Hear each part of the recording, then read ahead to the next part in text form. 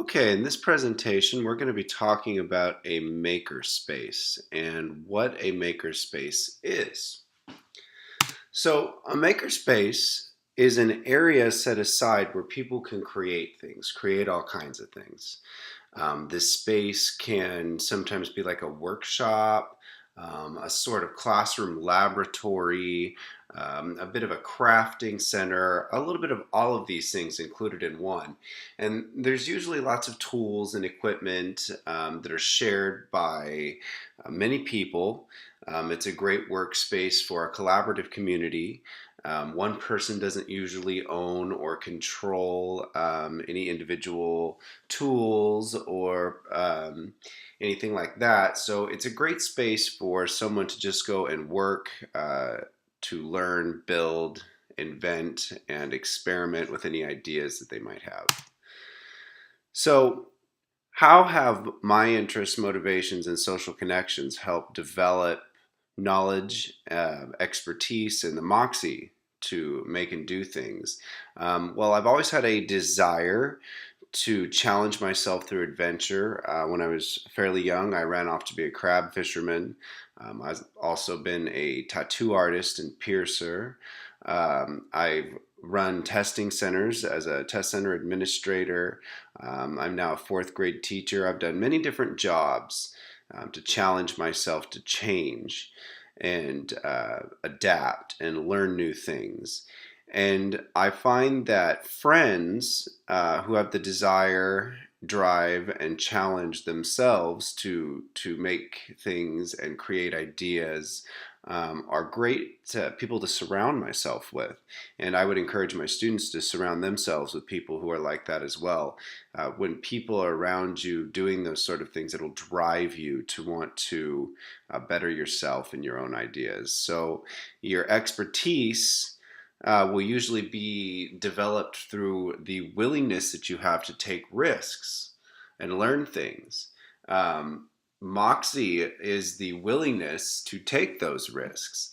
And we only learn if we're willing to take risks. So, Moxie is important to take those risks and gain the expertise you need to develop your ideas. So, how can I use my students' interests and motivations and social connections to develop knowledge about the subject? Well, I always encourage my students to develop many different interests, not just one or two things that they're interested in. The more things that you're interested in, the more well-rounded your ideas are, and the more direction that you have to go when developing your ideas.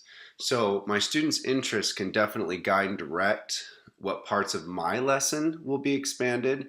If I find that my students have a great interest in a specific thing, I can go ahead and focus on that thing, and it will also lend to other things that they might not be as interested in, because it's an avenue that we can travel down from that main interest that they have.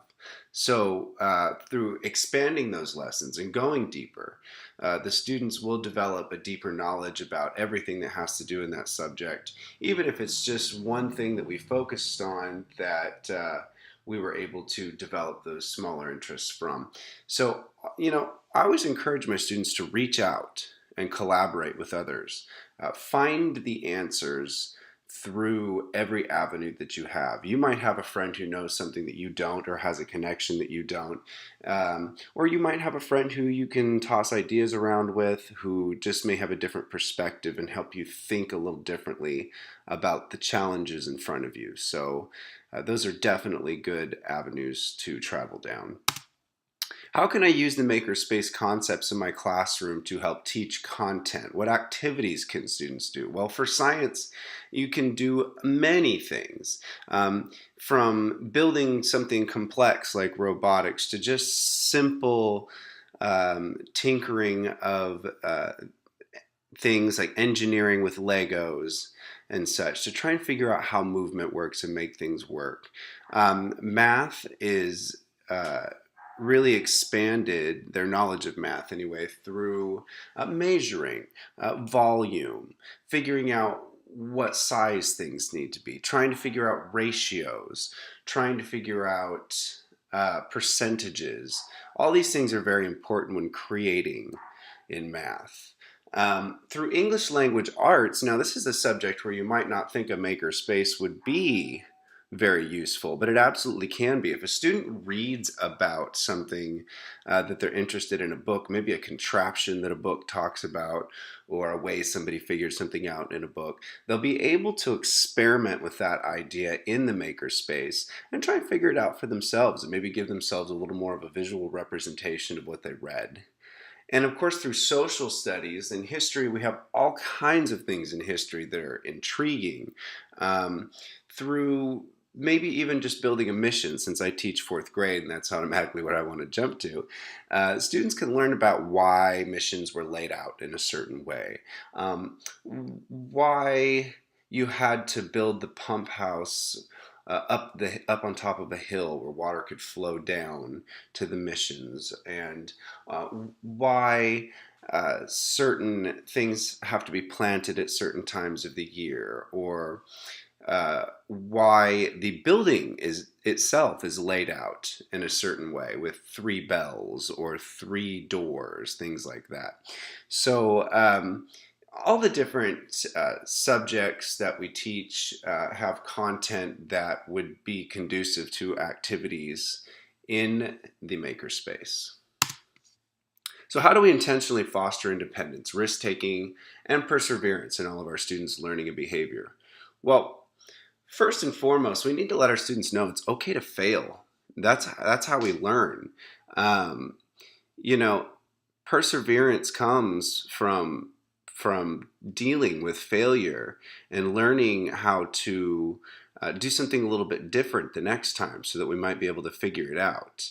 I love the story of Thomas Edison trying to make the light bulb, and he had over 1,000 attempts at inventing a light bulb, and he failed and failed, but he persevered. And failing is how he learned. That's how he figured out how things work. So I would encourage my students to just go out and try it. That's how we figure out how things work. It's okay to fail, because failure leads to success. And success is ultimately what we're looking for. Who will use it? Who's the targeted audience, and who else could or would benefit from the makerspace? Well, I think everyone should use a makerspace. I think that if parents had a makerspace at home, that they would be able to work with their students in the home environment to learn how to do some of the stuff that they're learning at school. And parents provide a different view or perspective that the teacher might not. And it provides some good bonding time between parent and child in the academic environment and outside of the academic environment, just through experimentation with different ideas and building and tinkering. And it'll allow parents to get to know their students a little better. And of course, students always would benefit from a makerspace. Teacher guidance, of course, is a real big deal. If you're not quite sure how to use a makerspace or what to use it for, or if you're doing something safe, the teacher will be able to guide you through those processes to make informed decisions and really learn and discover. Students with their peers, collaboration is huge. So a makerspace is very great for collaboration. It puts students in a close environment with tools to share and work together with and share ideas with. And one might have an idea that the other didn't think of. So a collaborative environment of students with peers is great for a makerspace. And of course, like I said already, I think a makerspace benefits everyone involved, whether you have it at home or in the classroom or school-wide, anywhere that a community can work together to better themselves and the things around them are a great idea and experience. So, what skills do you want your learners to develop, and why? Well, the biggest thing I want my students to develop is independence.